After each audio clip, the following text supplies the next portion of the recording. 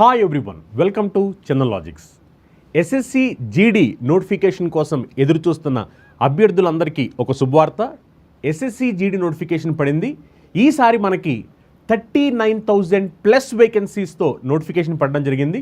39,000కి పైగా ఈ నోటిఫికేషన్లో వేకెన్సీస్ అనేవి ఇవ్వడం జరిగింది.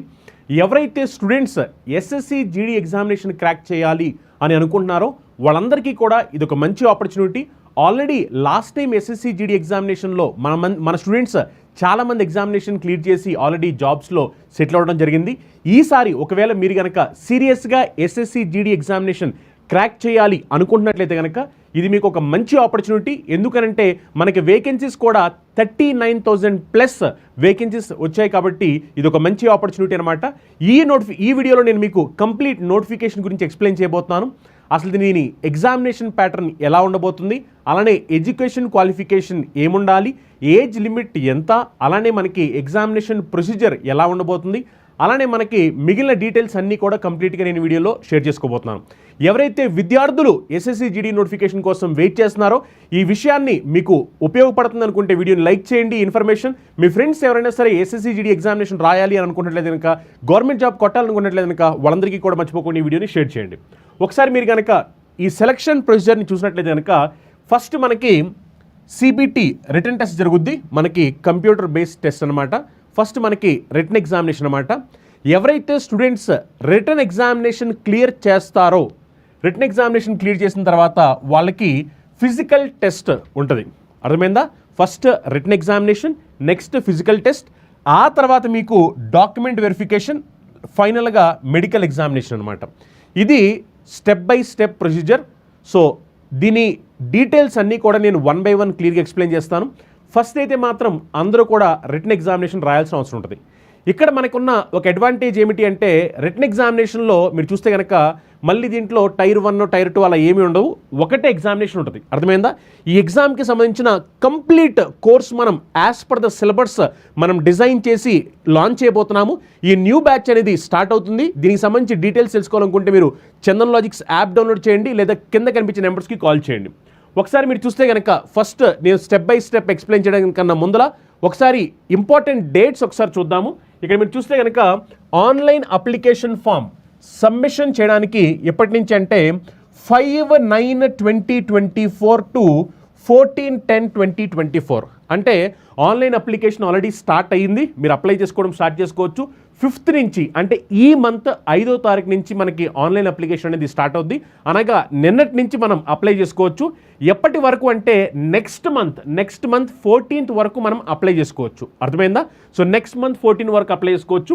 అలానే మీరు చూస్తే కనుక లాస్ట్ డేట్ ఆల్రెడీ నేను చెప్పాను, 14/10/2024 అనేది లాస్ట్ డేట్.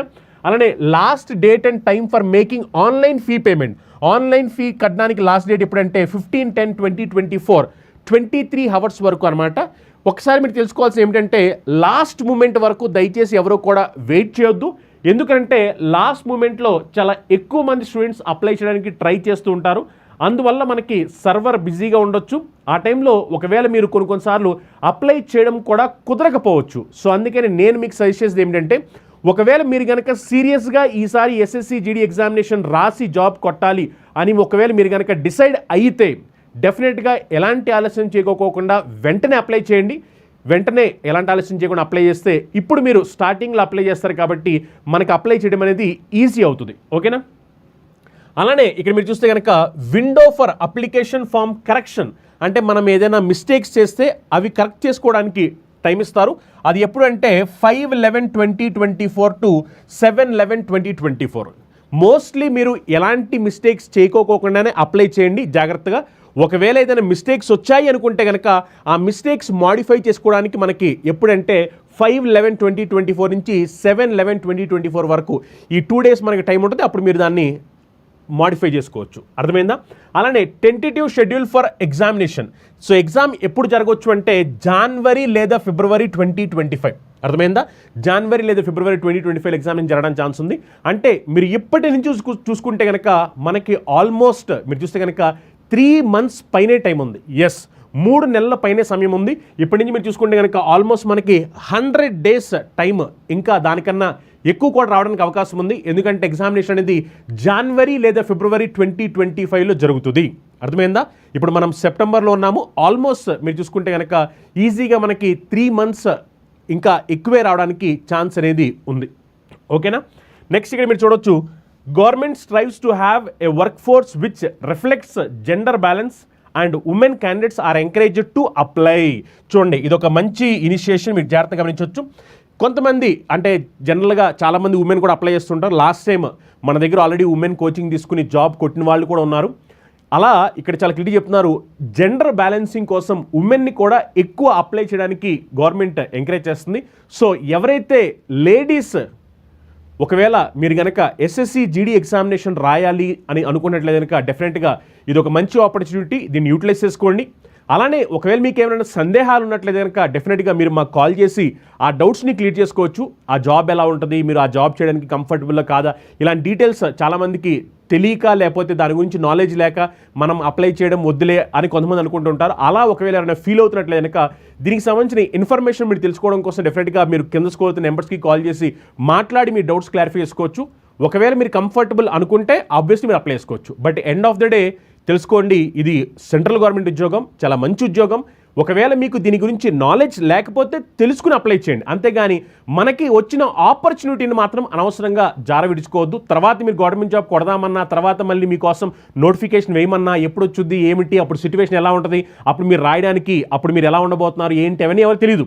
సో సింపుల్గా మాట్లాడంటే ఎప్పుడైతే మనకి అవకాశం ఉంటుందో అప్పుడే మనం ఆ అవకాశాన్ని సద్వినియోగం చేసుకోవాలి. అర్థమైందా? ఒకసారి మీరు చూస్తే కనుక కేటగిరీ వైజ్ పోస్టులు ఎలా ఉన్నాయి అని మీరు చూడొచ్చు. ఒకసారి మీరు చూస్తే కనుక ఇక్కడ దీంట్లో ఫోర్సెస్ చూడండి, BSF, CISF, CRPF, SSB, ITBP, AR, SSF, NCB, ఇవన్నీ డిఫరెంట్ ఫోర్సెస్కి సంబంధించి. ఇందులో మెయిల్కి సంబంధించి కేటగిరీ వైజ్ ఎన్ని వేకెన్సీస్ ఉన్నాయి, అలానే ఫీమేల్కి సంబంధించి కేటగిరీ వైజ్ ఎన్ని వేకెన్సీస్ ఉన్నాయి చాలా క్లియర్గా ఇక్కడ మీరు చూడొచ్చు. టోటల్గా నేను దాన్ని చెప్పిన విధంగా వేకెన్సీస్ చూస్తే కనుక 39,481 వేకెన్సీస్, 39,481 వేకెన్సీస్ టోటల్గా మనకి ఈ నోటిఫికేషన్ ఇవ్వడం జరిగింది. ఇది ఒక మంచి ఆపర్చునిటీ అనమాట. 39,000కి పైగా వేకెన్సీస్ అంటే ఇది చిన్న మాట కాదు. ఇది మీరందరూ కూడా ఒక్కసారి ఆలోచించుకోవాలి.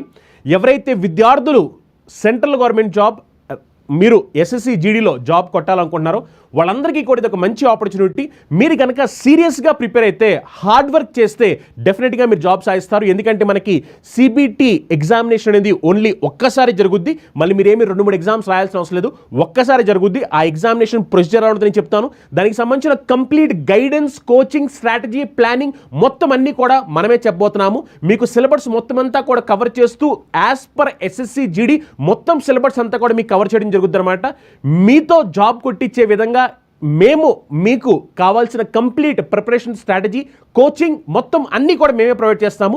మీరు సీరియస్గా ఒకవేళ జాబ్ కొట్టాలి అని అనుకున్నట్లయితే కనుక ఈ ఆపర్చునిటీ యూటిలైజ్ చేసుకోండి. మీకు కావాల్సిన కంప్లీట్ గైడెన్స్ అనేది మన వైపు నుంచి దొరుకుద్ది. దాన్ని మీరు ప్రాపర్గా యూటిలైజ్ చేసుకుంటే కనుక డెఫినెట్గా ఈ 39,000కి పైగా వేకెన్సీస్లో మీరు ఒక జాబ్ని డెఫినెట్గా సాధిస్తారు. ఇక్కడ ఒకసారి మీరు చూడొచ్చు, 10% vacancies are earmarked for ex service men. If suitable ESM candidates are not available, vacancies reserved for ESM will be filled by non-ESM candidates of respective category. So actually ఏంటంటే వీళ్ళు చెప్పేది 10% వచ్చేసరికి ఎక్స్ సర్వీస్ మెన్ వాళ్ళకి కేటాయించడం జరిగింది. దీంట్లో ఒకవేళ ఈ ఎక్స్ సర్వీస్ మెన్ ఒకవేళ ఆ ఎగ్జామినేషన్ అంత ఎక్కువ మంది రాయకోకుండా ఒకవేళ అక్కడ కనుక వేకెన్సీస్ ఎక్స్ సర్వీస్ మెన్ కోసం కేటాయించినవి మిగిలిపోతే కనుక వాటిల్ని కేటగిరీ వైజ్ చెక్ చేసి వాటిల్ని కూడా నాన్ ఎక్స్ సర్వీస్ మెన్తో ఫిల్ చేయబడడం జరుగుద్ది అని చాలా క్లియర్గా నోటిఫికేషన్ చెప్పడం జరిగిందనమాట. ఓకేనా? అలా కంప్లీట్గా 39,000+ వేకెన్సీస్తో ఈ నోటిఫికేషన్ రావడం జరిగింది. ఓకే, మీరు చూడొచ్చు. ఒకవేళ ఎవరైనా విద్యార్థులు కేటగిరీ వైజ్ చూడాలనుకుంటే కనుక మీరు చూడొచ్చు, ఇక్కడ బిఎస్ఎఫ్లో ఎస్సీ కేటగిరీలో 2,018 వేకెన్సీస్ ఉన్నాయి. అలానే అన్రిజర్వ్డ్ కేటగిరీలో 5,563 వేకెన్సీస్ ఉన్నాయి. ఇది మెయిల్కి సంబంధించి. మళ్ళీ ఫీమేల్ సపరేట్ చూడండి, ఫీమేల్ అయితే ఎస్సీ 356 ఉన్నాయి, అన్రిజర్వ్డ్లో 986 ఉన్నాయి. అలా మీకు కేటగిరీ వైజ్ ఏ ఫోర్స్లో ఎన్నెన్ని వేకెన్సీస్ ఉన్నాయి చాలా క్లియర్గా మెయిల్కి ఫీమేల్కి సపరేట్గా ఉన్నాయి. మీరు ఒకసారి కావాలనుకుంటే ఇది స్క్రీన్ షాట్ తీసుకోవచ్చు. అలానే ఎవరైతే విద్యార్థులు ఏజ్ ఎంత ఈ ఎగ్జామినేషన్కి అప్లై చేయడానికి అనే డౌట్ ఉంటుంది. ఆ ఏజ్ ఒకసారి మీరు చూడొచ్చు. మీకు ఏజ్ వచ్చేసరికి minimum 18 years, maximum 23 years. Minimum 18, maximum 23. కనీసం 18 సంవత్సరాలు, మ్యాక్సిమం వచ్చేసరికి 23 సంవత్సరాలు. ఎప్పటికల్లా అంటే యాజ్ ఆన్ 1/1/2025, 1/1/2025 కల్లా, అంటే నెక్స్ట్ ఇయర్ January 1st కల్లా, అంటే 1/1/2025 కల్లా మినిమం 18 years వచ్చి ఉండాలి. మ్యాక్సిమం వచ్చేసరికి 23 years ఉండాలి. 18 years కన్నా తక్కువ ఉన్నా, 23 years కన్నా ఎక్కువ ఉన్నా మీరు ఎలిజిబుల్ కారు. అలానే ఎవరికైతే ఏజ్ రిలాక్సేషన్ ఉంటుందో వాళ్ళు 23 years కన్నా ఎక్కువ ఉన్నా సరే ఎలిజిబుల్ అవుతారు. దాని గురించి నేను ఇప్పుడు చెప్తాను.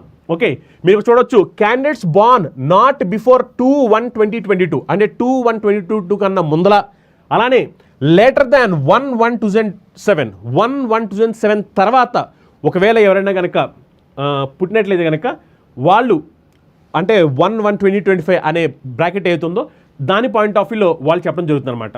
ఓకేనా, క్యాండిడేట్స్ నాట్ బార్న్ బిఫోర్ 2/1/2002, అంటే 2/1/2002 కన్నా ముందల బిఫోర్ బార్న్ చేస్తే వాళ్ళు ఎలిజిబుల్ కాదు. అలానే లేటర్ దాన్ 1/1/2007 దాని తర్వాత పుట్టినా సరే వాళ్ళు కూడా ఎలిజిబుల్ కారు అని చాలా క్లియర్గా చెప్పడం జరిగిందనమాట. ఇక్కడ నేను చెప్పే విధంగా ఏజ్ రిలాక్సేషన్ ఉంటుంది. ఓబీసీ వాళ్ళకి 3 years ఏజ్ రిలాక్సేషన్ ఉంటుంది. అంటే ఓబీసీ వాళ్ళు ఈ 23+3 అంటే 26 years వరకు కూడా వాళ్ళు ఎగ్జామినేషన్ రాయడానికి ఎలిజిబుల్ అవుతారు. అదే ఒకవేళ ఎస్టీ ఎస్సీ కేటగిరీ అయితే కనుక 5 years ఏజ్ రిలాక్సేషన్ ఉంటుంది. అప్పుడు 23+5 28 years వరకు కూడా రాయడానికి అవకాశం ఉంటుంది. ఈ 23 అనేది ఏమిటంటే ఎవరైతే అన్రిజర్వ్ కేటగిరీలో ఉంటారో వాళ్ళకి మ్యాక్సిమం ఏజ్ అనేది 23 years. మీరు కనుక ఒకవేళ రిజర్వ్ కేటగిరీలో ఉంటే కనుక ఇక్కడ మీరు చూడొచ్చు, ఓబీసీ కానీ, ఎస్టీ ఎస్సీ కానీ, ఎక్స్ సర్వీస్ మెన్ కానీ, ఇక మీకు కనిపిస్తుంది కదా, ఇలా ఎవరైతే రిజర్వ్ కేటగిరీలో ఉంటారో అలాంటి వాళ్ళకి ఏజ్ రిలాక్సేషన్ ఉంటుంది. అప్పుడు ఈ 23కి ఇక్కడ కనిపించే ఎక్స్ట్రా ఇయర్స్ని మీరు యాడ్ చేసుకుంటే అప్పుడు వరకు మీరు ఎగ్జామినేషన్ రాయడానికి ఎలిజిబుల్ అవుతారు. ఇప్పుడు మీరు చూడొచ్చు ఇక్కడ 3 కాబట్టి 23+3 26 years వరకు మీరు ఎగ్జామినేషన్ రాసుకోవచ్చు ఓబీసీ వాళ్ళైతే. ఎస్సీ ఎస్టీ వాళ్ళైతే +5 కాబట్టి 23+5 28 years వరకు రాసుకోవచ్చు. ఎక్స్ సర్వీస్ మెన్ అయితే 3 years కాబట్టి 23+3 26 వరకు రాసుకోవచ్చు. అలా మీరు ఇక్కడ చెక్ చేసుకోవచ్చు. మీరు మీ కేటగిరీ ప్రకారం చెక్ చేసుకుని మ్యాక్సిమం ఎన్ని ఇయర్స్ వరకు రాయొచ్చు అనే దాని ప్రకారం చెక్ చేసుకుని మీరు అప్లై చేసుకోవచ్చు. అలానే ఒకసారి మీరు చూస్తే కనుక ఇక్కడ ఇంకొక ఇంపార్టెంట్ పాయింట్ చెప్పడం జరిగింది.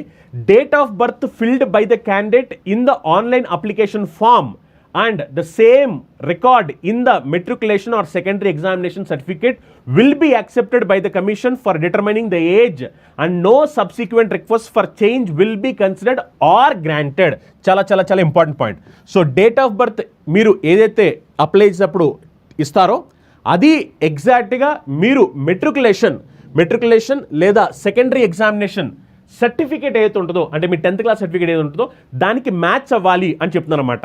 ఈ 10th క్లాస్ సర్టిఫికేట్లో ఏదైతే ఉంటుందో అదే మీరు ఇవ్వాలి. దాన్నే వాళ్ళు కన్సిడర్ చేస్తారు. ఆ తర్వాత మళ్ళీ మీరు వెళ్ళి అది నేను చూసుకోలేదు, తప్పు కొట్టేశాను అనుకోకుండా మా అన్ని అప్లై చేశాడు, మా అక్క అప్లై చేశారు, లేదా మా చుట్టాలు అప్లై చేశారు, అప్లై చేస్తే వాళ్ళు నేను ఒకటి చెప్తే వాళ్ళు ఇంకోటి కూడా కహానీలు పని చేయవు. అది చాలా క్లియర్ చెప్పేస్తున్నారు. అర్థమైందా? ఎలాంటి రిక్వెస్ట్లు, ఎలాంటి చేంజ్లు, ఎలాంటి మోడిఫికేషన్లు వాళ్ళు ఒప్పుకోరు. మీ 10th క్లాస్ మెట్రికులేషన్ సర్టిఫికేట్లో ఏదైతే డేట్ ఆఫ్ బర్త్ ఉందో అదే డేట్ ఆఫ్ బర్త్ని మీరు ఎగ్జాక్ట్గా అప్లై చేయాలి. అప్పుడు మాత్రమే ఆ 2 క్రాస్ వెరిఫికేషన్ చేసుకుని ఓకే అయితేనే అప్పుడు మిమ్మల్ని కన్సిడరేషన్ చేస్తారు. సో అందుకనే మీరు మీ అప్లికేషన్ ఫామ్ని దగ్గరుండి మీరే డౌట్స్ ఉంటాయి, మళ్ళీ ఫోన్ చేస్తుంటారు, ఇలా ఇబ్బంది పడతారు. అలా ఇబ్బంది పడుకోకుండా అప్లై చేసేటప్పుడే జాగ్రత్తగా అప్లై చేయండి. అలానే ఎగ్జామినేషన్ ప్యాటర్న్ ఒకసారి మీరు చూస్తే కనుక మీరు చూడొచ్చు, దీంట్లో మొత్తం 4 parts ఉన్నాయి. పార్ట్ ఏ, ఫస్ట్ పార్ట్ ఏలో చూస్తే కనుక జనరల్ ఇంటెలిజెన్స్ అండ్ రీజనింగ్, అంటే మొత్తం ఇక్కడ రీజనింగ్ సంబంధించి అనమాట. రీజనింగ్ సంబంధించి దీంట్లో 20 questions ఉంటాయి, 40 marks. ఎస్, ఈ 20 questionస్కి ఈచ్ క్వశ్చన్ 2 marks అనమాట. అలా 40 marks మొత్తం రీజనింగ్ సంబంధించి 20 questions ఉంటాయి. Next general awareness and general knowledge, ఇందులో 20 questions ఉంటాయి. ఇక్కడ మనకి 40 marks. ఇక్కడ కూడా ఒక్కొక్క క్వశ్చన్కి 2 marks ఇవ్వడం జరుగుద్ది. నెక్స్ట్ ఎలిమెంటరీ మ్యాథమెటిక్స్, సో మ్యాథ్స్కి సంబంధించి అనమాట. ఇక్కడ మనకి మొత్తం 20 questions ఉంటాయి, 40 marks. ఈచ్ క్వశ్చన్కి 2 marks. Next English are Hindi, మీరు ఇంగ్లీష్ అయితే ఇంగ్లీష్ చూస్ చేసుకోవచ్చు, హిందీ అయితే హిందీ చూస్ చేసుకోవచ్చు. ఇక్కడ మొత్తం 20 questions ఉంటాయి, 40 marks. అలా మీరు చూస్తే కనుక ఒక్కొక్క క్వశ్చన్కి 2 marks. మొత్తంగా మీరు చూస్తే 80 questions, 80 questionsకి గాను 160 marks. ఒక్కొక్క క్వశ్చన్కి 2 marks. ఇలా 80 questionsకి ఎంత టైం అంటే 60 minutes టైం. అంటే 1 గంట సమయంలో మనం 80 questions మార్క్ చేయాల్సిన అవసరం ఉందన్నమాట. ఒకసారి గమనించండి, ఇక్కడ 80 క్వశ్చన్ని 60 నిమిషాల్లో పెట్టాలి అంటే డెఫినెట్గా దీంట్లో మీరు టైం మేనేజ్ చేస్తూ ఎక్కువ మార్కులు స్కోర్ చేసి జాబ్ కొట్టాలనుకుంటే కనుక డెఫినెట్గా ఇక్కడ కోచింగ్ అనేది చాలా చాలా అవసరం. ఎవరైతే విద్యార్థులు సీరియస్గా ప్రిపేర్ అయ్యి కోచింగ్ తీసుకుని గైడెన్స్ తీసుకుని ఎవరైతే ఎగ్జామినేషన్స్ మాక్ ఎగ్జామ్స్ రాసి ఎవరైతే కంప్లీట్ ఎఫర్ట్స్ పెట్టి హార్డ్ వర్క్ చేస్తారో అలాంటి వాళ్ళు మాత్రమే ఎగ్జామినేషన్ క్లియర్ చేయడానికి ఛాన్స్ ఉంది. ఎందుకంటే మనకి నెంబర్ ఆఫ్ క్వశ్చన్స్ ఎక్కువ ఉన్నాయి, టైం తక్కువ ఉంది. మరి ఈ టైంని మేనేజ్ చేయాలి అంటే ఎగ్జామినేషన్లో మనం మంచి మంచి షార్ట్ కట్స్తో టైం సేవింగ్ టెక్నిక్స్తో ఎగ్జామినేషన్లో మనం క్వశ్చన్స్ని అటెంప్ట్ చేయాల్సిన అవసరం ఉంటుంది. అందువల్ల మీకు proper coaching, proper guidance, proper mentorship ఇవన్నీ కూడా చాలా చాలా ఇంపార్టెంట్ అనమాట. సో మీకు కావాల్సిన కంప్లీట్ గైడెన్స్, ఎగ్జామ్కి కావాల్సిన విధంగా proper preparation strategy, time saving techniques, exam oriented concept approaches, questions ఎలా సాల్వ్ చేయాలి, ఇలాంటివన్నీ కూడా మనం మన కోర్సులో చెప్పబోతున్నాము. ఈ కోర్సు ఎక్స్క్లూజివ్గా ఎస్ఎస్సి జీడీ ఎగ్జామినేషన్ రాసే అభ్యర్థుల్ని దృష్టిలో పెట్టుకుని మనం ఈ కోర్సుని డిజైన్ చేయబోతున్నాము. అలానే దీంట్లో మనం ప్రీవియస్గా వచ్చిన క్వశ్చన్ పేపర్స్ని కూడా డిస్కస్ చేస్తాము.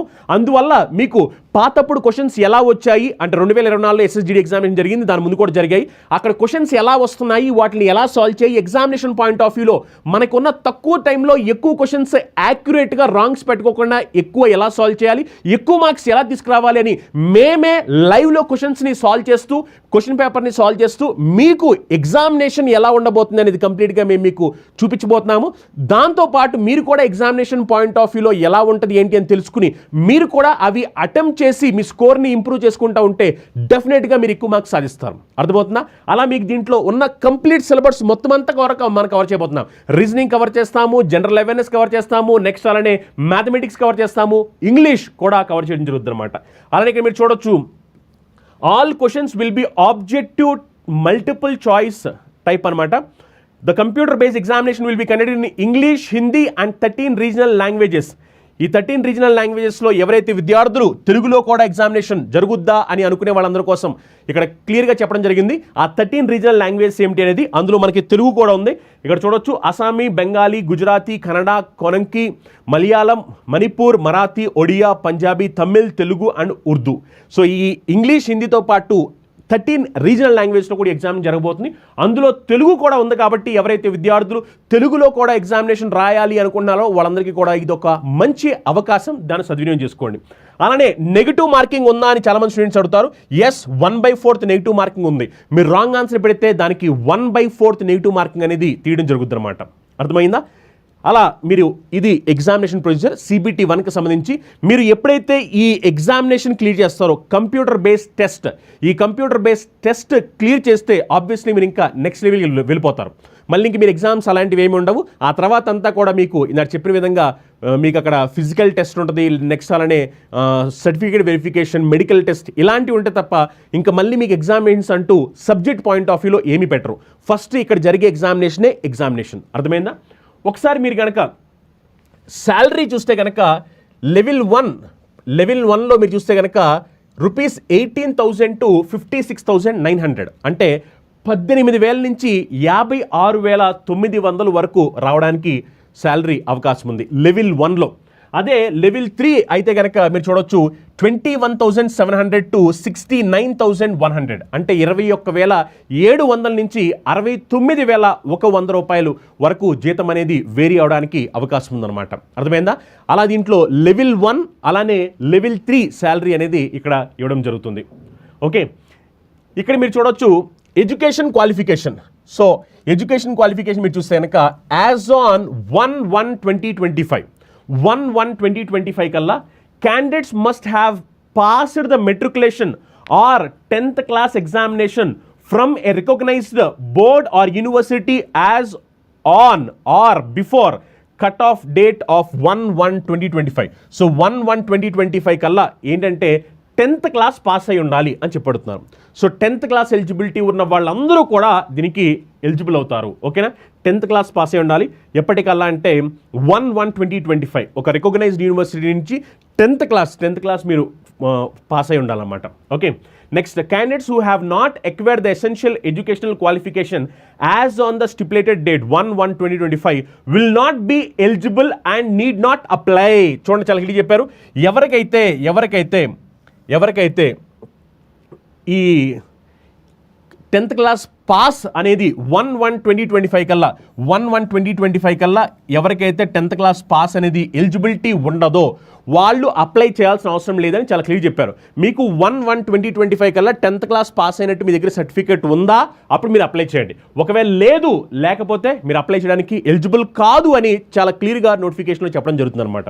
ఓకేనా? సో మీరు 10th క్లాస్ ఎలిజిబిలిటీ ఉండాలి, education qualification. 10th class pass అయిన విద్యార్థులు అందరూ కూడా ఎప్పటికల్లా అంటే 1/1/2025 కల్లా పాస్ అయిన విద్యార్థులందరూ కూడా ఈ ఎగ్జామినేషన్కి అప్లై చేసుకోవచ్చు. ఒకసారి మీరు ఇక్కడ చూస్తే కనుక సర్టిఫికేట్ హోల్డర్స్ చాలామందికి సర్టిఫికేట్స్ ఉంటాయి. ఆ సర్టిఫికేట్స్కి కూడా మనకి ఇన్సెంటివ్స్ అంటే వాటిని బేస్ చేసుకుని కూడా మనకి కొన్ని ఎక్స్ట్రా బోనసెస్ ఇవ్వడం జరుగుతుంది అనమాట. అలా మీరు చూస్తే కనుక ఎన్సీసీ సర్టిఫికేట్ హోల్డర్స్ మీరు చూస్తే కనుక ఎన్సీసీ సి సర్టిఫికేట్ ఉంటే కనుక 5% of the maximum marks of the examination. So maximum marks ఎగ్జామినేషన్కి జరగబోయే టోటల్ మార్క్స్ ఉంటాయి చూసారా, అందులో 5% ఇవ్వడం జరుగుద్ది ఎన్సీసీ సి సర్టిఫికేట్ ఉంటే. అదే ఎన్సీసీ బి సర్టిఫికేట్ ఉంటే కనుక వాళ్ళకి 3% ఆఫ్ ద మ్యాక్సిమం మార్క్స్ ఇవ్వడం జరుగుద్ది. అదే ఎన్సీసీ ఏ సర్టిఫికేట్ ఉంటే కనుక వాళ్ళకి 2% ఆఫ్ ద మ్యాక్సిమం మార్క్స్ అనేది అవార్డ్ చేయడం జరుగుతుంది అనమాట. సో మీ దగ్గర ఉన్న సర్టిఫికేట్ని బేస్ చేసుకుని మీకు ఎడిషనల్గా ఈ సర్టిఫికేట్స్ కోసం 5%, 3%, 2% అనే బోనస్ అనేది మీకు మ్యాక్సిమం మార్క్స్లో బోనస్ అనేది అవార్డ్ చేయడం జరుగుతుంది అనమాట. ఒకవేళ ఈ సర్టిఫికేట్స్ లేకపోతే మీ దాని గురించి వరి అవ్వాల్సిన అవసరం లేదు. ఒకవేళ ఉంటే మీకు వచ్చే బెనిఫిట్స్ ఇక్కడ చెప్పడం జరుగుతుంది. నెక్స్ట్ అలానే మీరు చూస్తే కనుక ఫిజికల్ స్టాండర్డ్స్. సో నేను ఆల్రెడీ మీకు చెప్పాను ఎస్ఎస్సి జీడీకి ఫిజికల్ టెస్ట్ కూడా ఉంటుంది. సో అందుకనే వాళ్ళకి కొన్ని ఫిజికల్ స్టాండర్డ్ రిక్వైర్మెంట్స్ ఉంటాయి. ఆ రిక్వైర్మెంట్స్ ఏంటి అని ఒకసారి మీరు చూస్తే కనుక ఇక్కడ మీరు చూడొచ్చు. హైట్ వచ్చేసరికి general, SC and OBC candidates అనమాట. వీళ్ళ హైట్ మీరు చూడొచ్చు. మెయిల్ అయితే 170, ఫీమేల్ అయితే కనుక 157. ఓకేనా? మెయిల్ వచ్చేసరికి 170 హైట్ ఉండాలి, ఫీమేల్ వచ్చేసరికి 157 హైట్ ఉండాల్సిన అవసరం ఉంటుంది అనమాట. ఓకేనా? అదే ఒకవేళ ఎస్టీ కేటగిరీలో హైట్ చూస్తే కనుక మీరు మెయిల్ అయితే కనుక 162.5, ఫీమేల్ అయితే కనుక 150. అర్థమైందా? ఫీమేల్ అయితే 150, మెయిల్ అయితే 162.5. అలానే chest expansion general, SC, OBC students మీరు చూస్తే కనుక 80/5 ఉండాలి. 80/5 మెయిల్, 80/5 ఉండాలి. అలానే ఎస్టీ విద్యార్థులు మెయిల్ వచ్చేసరికి 76/5 ఉండాల్సిన అవసరం ఉంది. ఓకేనా? చెస్ట్ ఎక్స్పాన్షన్ మెయిల్ వాళ్ళకి మీరు చూసుకున్నప్పుడు జనరల్, ఎస్సీ, ఓబీసీ వాళ్ళకి 80/5 ఉండాలి, ఎస్టీ వాళ్ళకైతే కనుక 76/5 ఉండాలి. అలానే physical efficiency test exam pattern ఒకసారి మీరు చూసుకుంటే కనుక ఈ ఎగ్జామినేషన్ ప్యాటర్న్ ఇందులో మీరు చూస్తే కనుక రేస్ ఉంటుంది. ఈ రేస్లో మీకు మెయిల్ వాళ్ళైతే 5 kilometers in 24 minutes. సో 5 kilometerలని 24 minutesలో కంప్లీట్ చేయాల్సిన అవసరం ఉందన్నమాట ఈ రేస్లో. ఫీమేల్ అయితే కనుక 1.6 kilometer in 8.5 minutes. 1.6 kilometersని 8.5 minutesలో కంప్లీట్ చేయాల్సిన అవసరం ఉంది. Candidates other than those region to the Ladakh region. So Ladakh region తప్ప మిగిలిన వాళ్ళకి ఈ ఏదైతే ఇక్కడ మీరు చూసారో ఈ రేస్లో మెయిల్ వాళ్ళు 5 kilometers 24 minutesలో, ఫీమేల్ 1.6 kilometersని 8.5 minutesలో కంప్లీట్ చేయాల్సిన అవసరం ఉంది. అలానే మెయిల్ వాళ్ళు 1.6 kilometersని 7 minutesలో కంప్లీట్ చేయాలి. ఫీమేల్ 800 metersని 5 minutesలో కంప్లీట్ చేయాలి. అర్థమైందా? ఇది కూడా ఇక్కడ లదాఖ్ రీజియన్ వాళ్ళు ఎక్సెప్షన్, మిగిలిన వాళ్ళకి అనమాట ఇది. ఓకేనా? సో రేస్ పాయింట్ ఆఫ్ వ్యూలో మెయిల్ వాళ్ళు ఎంత పరిగెట్టాలి, ఎంత టైంలో పరిగెట్టాలి, ఫీమేల్ ఎంత పరిగెట్టాలి, ఎంత టైంలో పరిగెట్టాలని ఇక్కడ డీటెయిల్స్ అన్ని కూడా ఇక్కడ క్లియర్గా మీరు చూడొచ్చు. అలానే అప్లికేషన్ ఫీ మీరు చూడొచ్చు. మెయిల్ వాళ్ళు అప్లికేషన్ ఫీ వచ్చేసరికి 100 rupees. అది కూడా జనరల్ మెయిల్ అయితే జనరల్ కేటగిరీ మెయిల్ వాళ్ళు 100 rupees ఫీజు పే చేయాలి. అలానే ఫీమేల్, అలానే SC, ST and X service men. So మిగిలిన వాళ్ళు ఎవరైతే ఉన్నారో అంటే ఫీమేల్తో పాటు SC, ST, X service men ఎవరైతే ఉన్నారో వాళ్ళందరూ కూడా ఎలాంటి ఫీజు పే చేయాల్సిన అవసరం లేదు. ఇక్కడ అన్రిజర్వ్ మెయిల్ కేటగిరీలో ఉన్న వాళ్ళు మాత్రం 100 రూపాయలు పే చేయాలి. రిజర్వ్డ్ మెయిల్ కేటగిరీ వాళ్ళు ఫీజు పే చేయాల్సిన అవసరం లేదు. ఫీమేల్ కూడా ఫీజు పేమెంట్ చేయాల్సిన అవసరం లేదు. ఓకేనా? అలానే ఇక్కడ ఒకసారి మీరు సిలబస్ చూసినట్లయితే కనుక రీజనింగ్కి సంబంధించి మీ అందరూ తెలిసిందే సిలబస్ ఏముంటుంది అనేది. సిలబస్ మీరు చూస్తే కనుక నెంబర్ సిరీస్ నుంచి వస్తాయి, coding and coding, directions, blood relations, అవునా కదా? నెక్స్ట్ నాన్ వెర్బల్ రీజనింగ్ నుంచి, డైస్ నుంచి, మ్యాథమెటికల్ ఆపరేషన్ నుంచి ఇలాంటి క్వశ్చన్స్ వస్తూ ఉంటాయి. కావాలంటే నేను మీకు ఒకసారి చదివి వినిపిస్తాను కూడా. Analytical aptitude and ability to observe and distinguish pattern will be tested through questions principally of non verbal type. చూడండి ఇదంతా కూడా ఏమిటి అంటే వాళ్ళు చెప్పింది నాన్ వెర్బల్కి సంబంధించి క్వశ్చన్స్ అడుగుతాము. అర్థమైందా? నాన్ వెర్బల్ సంబంధించి క్వశ్చన్స్ అడుగుతాం. అంటే మీ అబ్జర్వేషన్ ఎలా ఉంది, మీరు డిఫరెన్షియేషన్ ఎలా చేయబోతున్నారు ఒకదానికి అని నాన్ వెర్బల్కి సంబంధించి క్వశ్చన్స్ అడుగుతారు. ఈ నాన్ వెర్బల్లో వచ్చే క్వశ్చన్స్ ఎలా ఉంటాయి అంటే mirror image, water image, paper cutting, paper folding, embedded figure, logical Venn diagrams, counting figures, analogy based figures, series based figures, ఇవన్నీ కూడా ఉంటాయి అనమాట. ఇవన్నీ కూడా మనం చాలా క్లియర్గా నాన్ వెర్బల్ రీజనింగ్ అనే దాంట్లో మొత్తం అన్ని కూడా మనం కవర్ చేస్తాము. మీరు దాని గురించి వరి అవ్వాల్సిన అవసరం లేదు. అలానే this component May include questions on analogy అని ఒక టాపిక్ ఉంటుంది. అలానే సిమిలారిటీస్ అండ్ డిఫరెన్సెస్. ఈ సిమిలారిటీస్ అండ్ డిఫరెన్సెస్ అంటే దీన్ని మనం ఆడ్ మెన్ అవుట్ అని అంటాము, లేదా క్లాసిఫికేషన్ అని చెప్తూ ఉంటాము. అలానే స్పేషువల్ విజువలైజేషన్ అన్న అది కూడా నాన్ వెర్బల్ రీజనింగ్లోనే కవర్ అయిపోద్ది. స్పేషువల్ విజువలైజేషన్, స్పేషియల్ ఓరియంటేషన్ ఇది కూడా నాన్ వెర్బల్ రీజనింగ్లోకి వచ్చేస్తుంది. ఈ స్పేషియల్ విజువలైజేషన్, స్పేషియల్ ఓరియంటేషన్లో నాన్ వెర్బల్ రీజనింగ్తో పాటు డైస్కి సంబంధించి ఇలా మనకి కొన్ని ఎక్స్ట్రా క్వశ్చన్స్ ఇలా వస్తుంటాయి అనమాట.